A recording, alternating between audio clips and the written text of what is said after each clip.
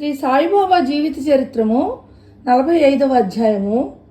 కాకాసాహెబ్ సంశయము, ఆనందరావు దృశ్యము, కర్రబల్ల మంచము బాబాదే, భక్త మహల్ సాపతిది కాదు. తొలి పలుకు. గత 3 అధ్యాయములలో బాబా దివంగతుడు అవుట గూర్చి చెప్పితిమి.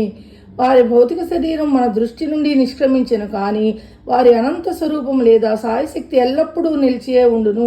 ఇప్పటి వరకు వారి జీవిత కాలంలో జరిగిన లీలలను చెప్పితిమి. వారు సమాధి చెందిన పిమ్మట కొత్త లీలలు జరుగుతున్నవి.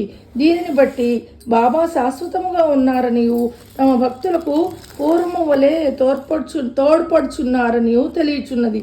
ఎవరైతే బాబా సమాధి చెందక ముందు వారిని చూచిరో వారు నిజముగా అదృష్టవంతులు.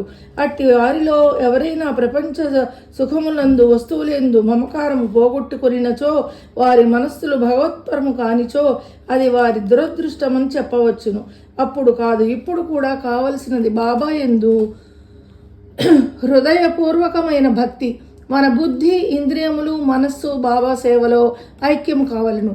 కొన్నిటిని మాత్రమే సేవలో లయము చేసి తక్కిన వాటిని వేరే సంచరించున్నట్లు చేసినచో ప్రయోజనం లేదు. పూజ కానీ ధ్యానము కానీ పూనుకొనినచో దానిని మనఃపూర్వకముగాను ఆత్మశుద్ధితోడను చేయవలను. పతివ్రతకు తన భర్త యందు గల ప్రేమను భక్తుడు గురువునందు చూపవలసిన ప్రేమతో పోల్చెదరు. అయినప్పటికీ మొదటిది రెండవ దానితో పోల్చుటకే వీలు లేదు. జీవిత పరమావధిని పొందుటకు తండ్రి గాని, తల్లి గాని, సోదరుడు గాని, ఇంకా తదితర బంధువులు ఎవ్వరు గాని తోడ్పడరు. ఆత్మ సాక్షాత్కారమునకు దారిని మనమే వెదుకొని ప్రయాణమును సాగించవలను. నిత్యానిత్యములకు భేదమును తెలుసుకొని ఇహలోక పరలోకములలోని విషయ సుఖములను త్యజించి మన బుద్ధిని, మనస్సును స్వాధీనమందుంచుకొని మోక్షమునకై కాంక్షించవలను. ఇతరులపై ఆధారపడుట కంటే మన స్వశక్తి ఎందే మనకు పూర్తి నమ్మకము ఉండవలను. ఎప్పుడైతే మనము నిత్యానిత్యములకు గల భేదమును పాటించదమో, ప్రపంచం అబద్ధమని తెలుసుకునేదమో, దాని వలన ప్రపంచ విషయములందు మోహము తగ్గి మనకు నిర్వ్యామోహము కలుగును. క్రమముగా గురువే పరబ్రహ్మ స్వరూపమనియు కావున వారొక్కరే నిజమనియు గ్రహించదము. వారు ఈ జగత్తును జయించిన వారును ప్రపంచమునకు అతీతులను. అప్పుడు వారిని ప్రతి జీవరాశి యందు చూడగలిగి పూజించదము.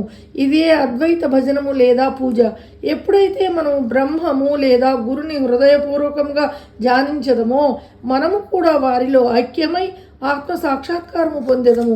వేయేల గురువు నామమును జపించుట వలనను వారి స్వరూపమునే మనమున ఉంచుకుని ధ్యానించుట చేతను వారిని సర్వజంతుకోటి యందు చూచుట అవకాశము కలుగును.